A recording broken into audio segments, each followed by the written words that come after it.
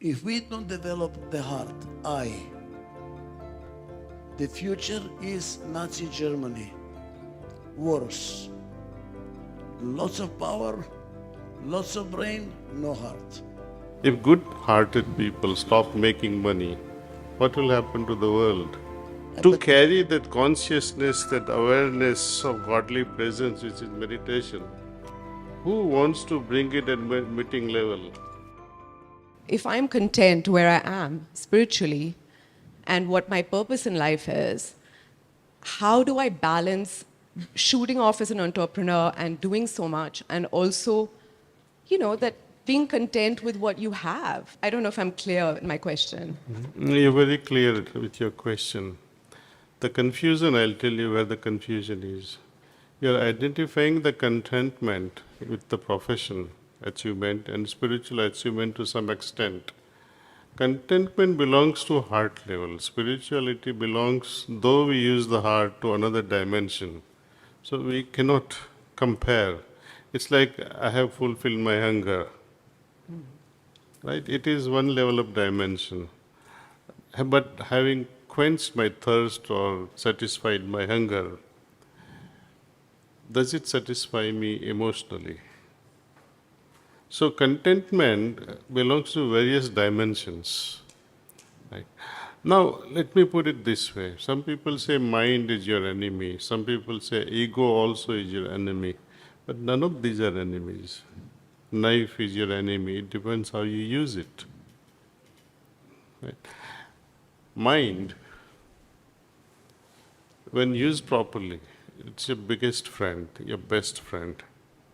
Ego, though people say it's very bad, but if you didn't have ego, you cannot progress in life either. If some sort of lethargy or some sort of false contentment comes which belongs to different level, bring it back. Just try to understand what sort of contentment, where from it is coming. I have to keep on advancing. Similarly, people think that making money is so full of greed and so full of, bad elements, but it depends on you, how you take it. If good-hearted people stop making money, what will happen to the world? It will be managed by the bad elements. So many people are not entering politics because same problem. Bad people, how can I go in? I'm such a saintly guy. They will chew me up, they will finish me. But then if good people don't enter politics, if good people don't make money, if good people say remain contented with their professionalism, only bad doctors will flourish, bad business people will flourish, bad politicians will flourish. The responsibility is on good people. So I wish you don't feel contented with all that. Be restless to serve the world. Thank you so much. Thank you. You answered my question so Can I well. give my... Thank you. Can I give my... Oh, please, sir. Because I have a different... Because I struggled with the same thing for a long time. First, I have a problem with the word spirituality. What does it mean to be spiritual? For me, spiritual is how much you care. For what do you care? If you care only for yourself, you're not that spiritual, But if I care now for my clients, and I care for the environment, and I care for... Because the word spirit is God, God is spirit. So the more... And God cares for everybody. So if I can care for everybody, I'm approaching God. I'm getting close enough. So for me, it's not the difference between life and spirituality. You find your spirituality in your what you do. I give an example which is for me, what kind of keeps me going. I saw a restaurant that had a big sign on the wall. We will not feed you food we don't feed our children. If you love me as much as you love your children, to me it was a spiritual restaurant. We have an executive, and he tells me about the product he has, and I ask him, honestly, if you were a customer, would you buy this product? Says, absolutely not. He's not spiritual. He's taking care only for himself. But if you care for your customer, you're a little bit more spiritual. How far do you care? That is to me spiritual. Am I wrong? All right, because I want to define the word spiritual. Otherwise, some people believe spiritual is to go to church, pray for 20 minutes, and they go home and screw everybody. They are very spiritual, you know, they read the book. That is religion. Pranam Daaji, Dr. Adizes. It is an extension of the question that Doctor just asked. If we are accepting ourselves or what's happening in the organization, then how does one move towards change? And sometimes apparently logical mind tells you, you don't accept things, then only you can change. But it leads to some inner resistance or conflict and the whole thing messes up. So how do we resolve this? You want to take it up? But you want to be, what is that? Go ahead. First, differentiate between self-acceptance and acceptance of the situation. They're two different things. Because if you don't accept yourself, all the energy which is limited is fighting yourself. You have no energy to fight the situation. The moment you accept yourself, I am who I am. Now I have all my energy to change the situation. Because you're putting it together. Accepting myself means accepting the situation. Absolutely not. I accept who I am. I'm at peace with myself, that I'm not perfect. Now let's go and change the world.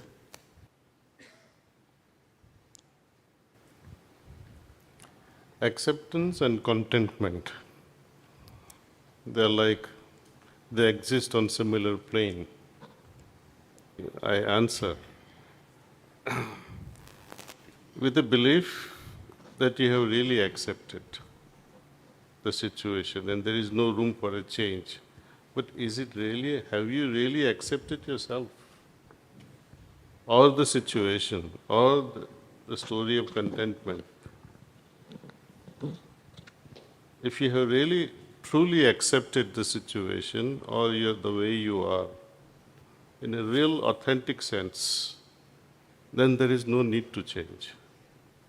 If you are really content, truly speaking, putting your hands on your heart and say, I'm really content, then I must congratulate you.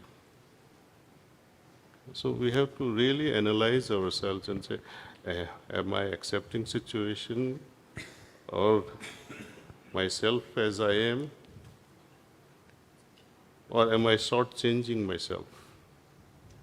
Wait. This is different from what I was saying, because you're looking at the person, I was looking at the company, so that's different. Yes. And for that I agree with Daaji, but by adding one more word, I accept myself what I'm now, but doesn't mean I cannot improve. I know that I can improve, because if I don't accept myself, I may be losing a lot of energy fighting myself. I'm no good, I don't know what I'm doing, I'm guilty, this, when there's no energy to change. I'm okay.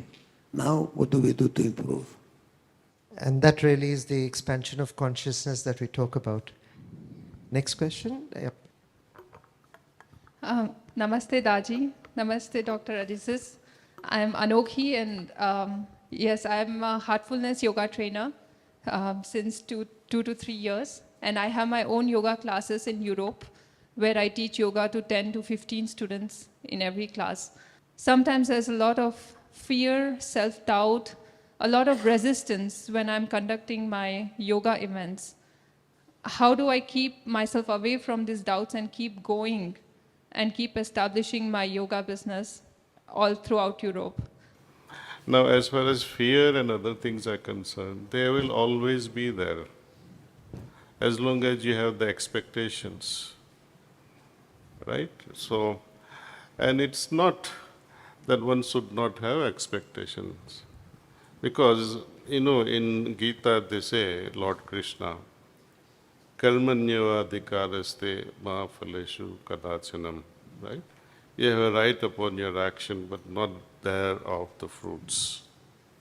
But in his times, when he spoke this, he meant karma as endeavor or an effort to realize the ultimate. I can work towards it, I can have my tapasya going on, but it's up to the Lord to grant me the ultimate realization. Now, if I have to go to Bombay, I have to buy a ticket, either a train ticket or somehow I'll have to make arrangements to reach to my destination. I'll have to work, I'll need money, right? So there, the goal is in my mind. To make money is the means through which I'll be attaining that destination, reaching that destination. That in those days was known as shrama. Shram means to work, physically, mentally. These are the realms of shrama. When you talk of spiritual achievement, it is called karma. So meanings of the word changes. And what is so wrong about expecting a success in your material world? There is nothing wrong. But as long as you are thinking of success, expecting it, there will always be the fear. It is good, actually. I tell you why. Recently I was asked a question. I was addressing some students who are doing PhD in agriculture. And one of the professors asked me, Kamlesh bhai, is it possible to remove the stress from the students before exams through meditation? I said, yes, definitely. But why do you want to remove the stress? Stress is good for them. If they are not stressed up, they will never study. And if you, as a business owner of whatever, if you don't have a little bit of stress, you'll relax and you'll fail. So, and this is what I like to call it the eustress. This doctor can explain what eustress means, E-U-S-T. It means it's a beneficial stress, beneficial fear. So stress is good. And I wish you lots of stress. Thank you, Daaji. Thank you. You touched a nerve in my case because I still live my life with fear. But two different kind of fears. Here you think you're talking about fear of not being successful. That's one fear. In my case, I had a fear of dying because I'm a Holocaust survivor and I saw death with my eyes. There are two different ones. Fear from not being successful, which I also had, I resolved that by redefining what is success. If you define success achieving a goal, you will always be a failure because the bloody goal moves, you know. As you approach, it moves. There is a beautiful Brazilian song, "The horizon does not exist." It moves all the time. He's successful because he mastered himself. Can I master myself? That is success. Never mind the goal there. Am I doing my best? Am I doing my best? Am I doing my best? How can I be better? How can I be better? How can I be better? More spiritual, more giving, overcome my ego, which is pretty big. This is success. So if you define it that way, you cannot be a failure because you're doing your best. The other fear of death, I overcome it by experiencing it. Because when you're experiencing, you find out it's not so bad. I discovered life after life. So I said, you know what, not so bad. And what we do for companies as well, I do with companies, I have this fear. I said, okay, close your eyes. Imagine you failed. Imagine you failed. So what happened? No, not the end of the world. So that's how I say it. When you experience it, you overcome it. Thank you very much. So from what Daaji said, one thing related to me, we sent a New Year card in Adizes, may you have bigger problems next year than you had this year. That you can overcome. Then the tagline below is that you can successfully overcome. Then it becomes a blessing. So a little stress is good, a little challenge is good. Okay, so who's next? If you can have some of the guests also. Yeah, sure. You want to go? In any organization, whether it is government, political, or business, to manage change, grooming the team next to you or the next gen becomes very important. Can you please throw some light on how to get going grooming? Thank you. Get going with grooming means get going with grooming, see. Don't stop. Question is the other person ready to learn? And that you cannot help. Only thing that works to me is showing a carrot.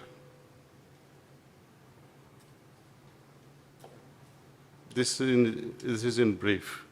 In yoga also, imagine at the end of meditation there was no peace or samadhi. Who would meditate? Find out why that person should learn to groom under your leadership. What is in it for the other person? I think this is a solid management question, and I leave it to Dr. Adizes to share your ideas of how to groom the next generation of leaders within the company.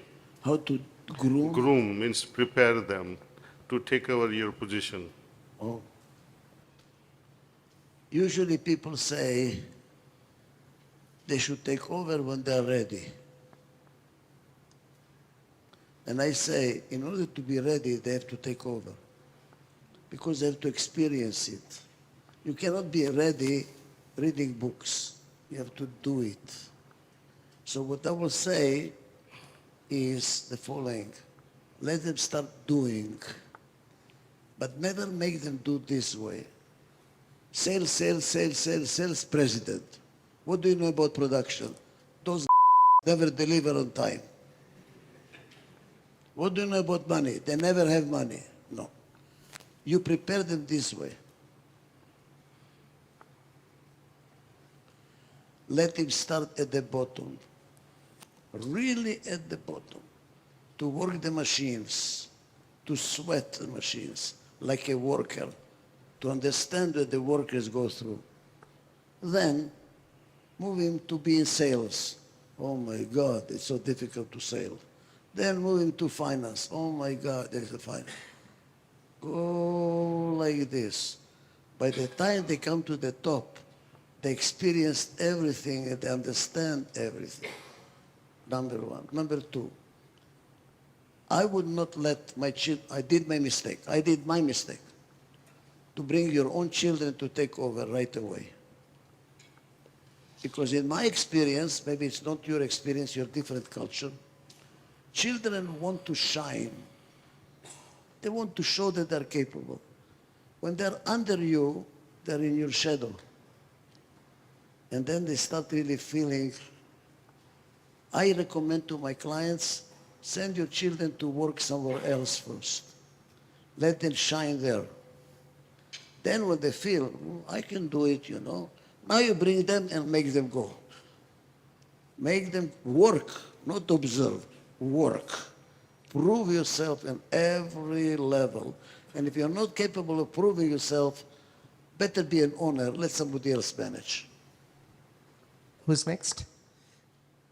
Have you ever tried integrating meditation or meditative practices, because that kind of shines the intuitive abilities and inner wisdom into the training program? And do you have any case study which you can share? I wish I could bring it to companies. Yes, I wish. As a matter of fact, I'm guilty. I'm not trying hard enough.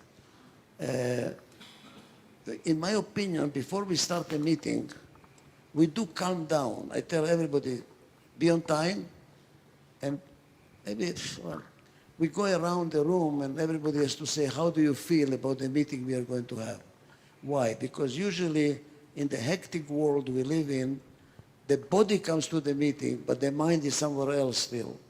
So I have to bring the mind where the body is And my way of doing it, you ask, how do you feel about the meeting? Feel, how do I feel? That I have to bring my mind to where body is. Maybe by doing meditation, I can do that.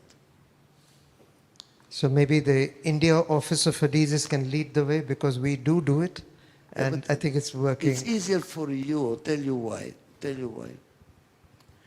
Because this is a cultural meditation is acceptable. If I go to an American company, all peace, all these gringos, let's meditate. No, I disagree with you. Oh, good. I tell you why. People have this wrong impression that the Indian people are easily susceptible to meditation. No. They like to go easy way. They have a murti or a statue, do namaskaram, recite one or two mantras or slokas. God is where He is and He is into business. To carry that consciousness, that awareness of godly presence, which is meditation, who wants to bring it at meeting level? How many are interested in that? But since you are all inclined towards meditation, try it and see, because years of business that I have done also as a student and also as a family person and also now as the president of Sri Ramchandra Mission, I get guided from within. As a student, I knew exactly what to read, what to skip, and I was able to understand things faster and in depth. So whenever there is a meeting, meditate, not for half hour or 1 hour, at least for 5 minutes, close your eyes, let them visit and revisit the agenda of the meeting. So all are very clear why they were called for and what to expect from the meeting. If you like, you can recite the agenda of the meeting and then let all meditate, pause, and then you begin the meeting. Master, Sir. what is the minimum time of acceptable meditation? Because, by the way, I'm really guilty. I'm going to try.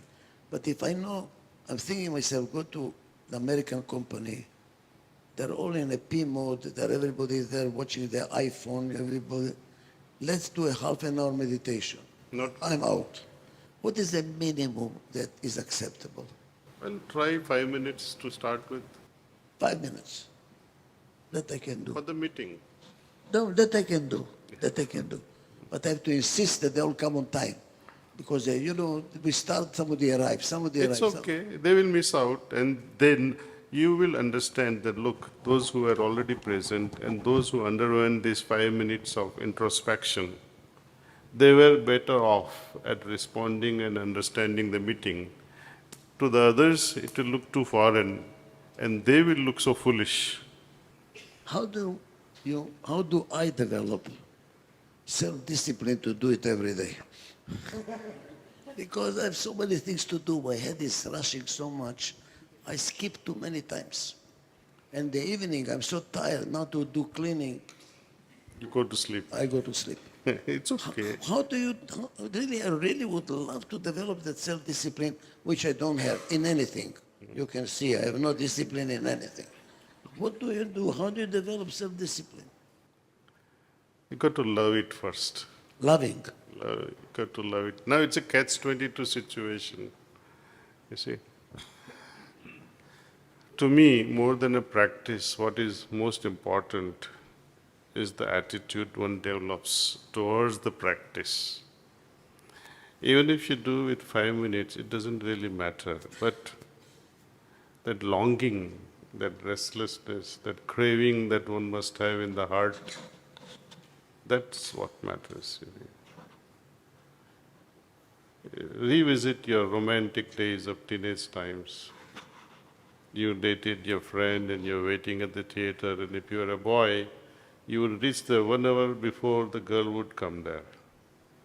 Right? So much of restlessness to see your beloved. 1 hour before, you'll be there at the theater. And 5 minutes before that, the world will end. Keeps on phoning, where are you? Will she come?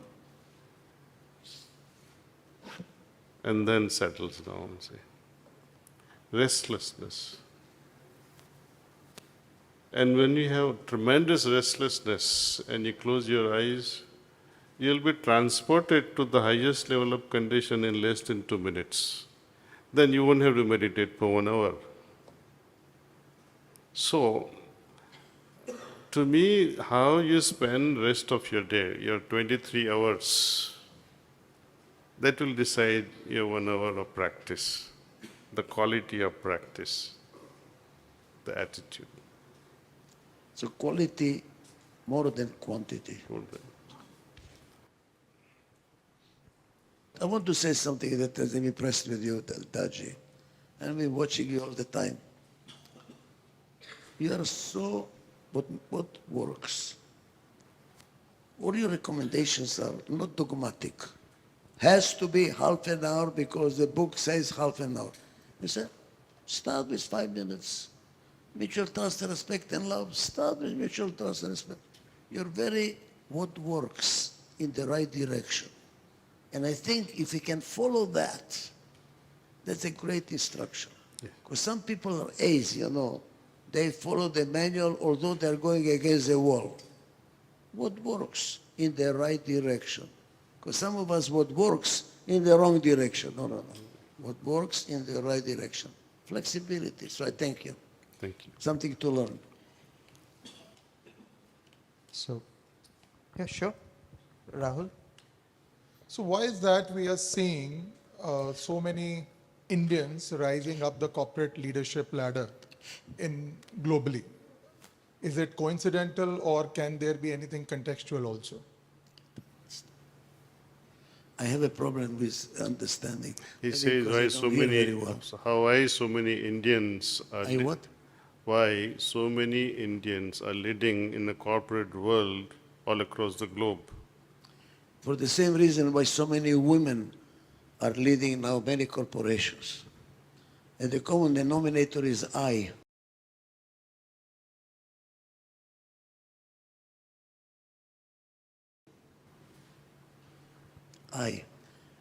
I think the whole developed world, P is not so important anymore.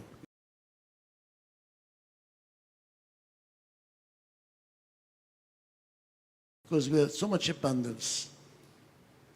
What is more important now, what's growing in importance is I. That's why women are taking over the world. We men are PE. Women for generations have to keep the family together. They're I. And we are falling apart. So women have the capability to listen, to integrate. That's why they're coming up. Same thing with Indians. Indians have a lot of I. Anywhere in the world, if you drive like you drive here, you kill each other. Here, they smile, keep going, you know. You have a lot of I. Okay. Yes. Okay. So just a second. I want to continue a little bit. It's very important. That's why I break it down. Okay. If we look at the development of humanity, we started as chimpanzees. The strongest chimpanzee was a leader. Then we became a nomadic society. The strongest hunter was the leader. Then we became agricultural society.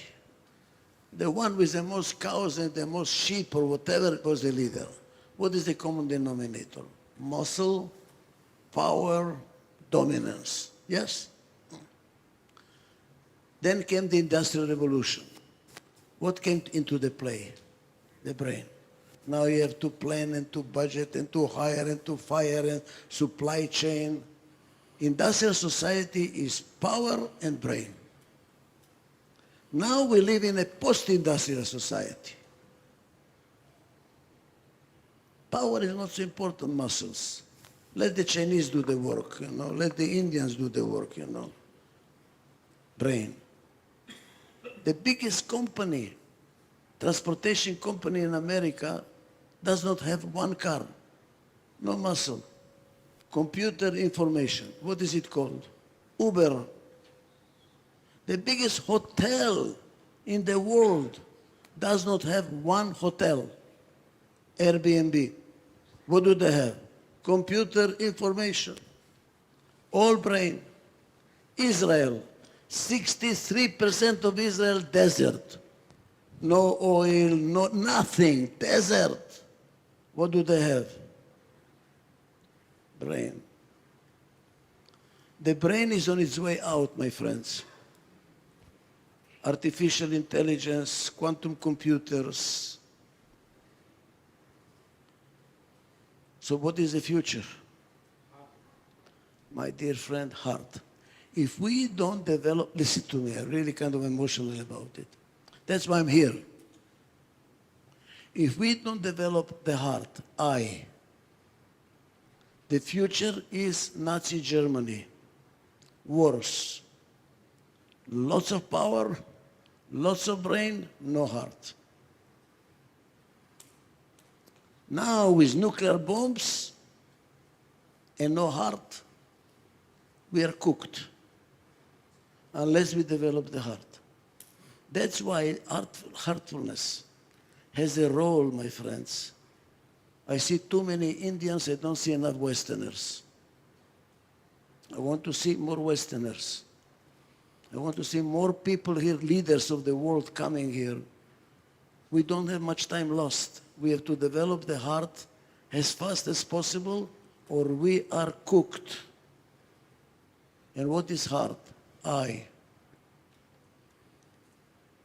That's why people that have are coming up, because people say, that's what we need, that's what we need. People realizing it, that's what we need. But we need to feed it. We need to nourish it. We have to develop it. Because is very vulnerable. P kills it in no time. Lovely. Okay. Apart from a deep, deep gratitude to Dr. Adizes for having taken time out from a personal visit, and you did it with all heart. So earlier it was how many hours can he put, and we were saying maybe 2 hours. But when he came here, the environment transformed. He says, I want to do all of it. And then we said, okay, let's see how it goes. And Daaджи, thank you very much. He has taken time out from other things that he is doing, and there's a lot of pressure on his time. But he wanted genuinely to be with all of you. Thank you very much, sir.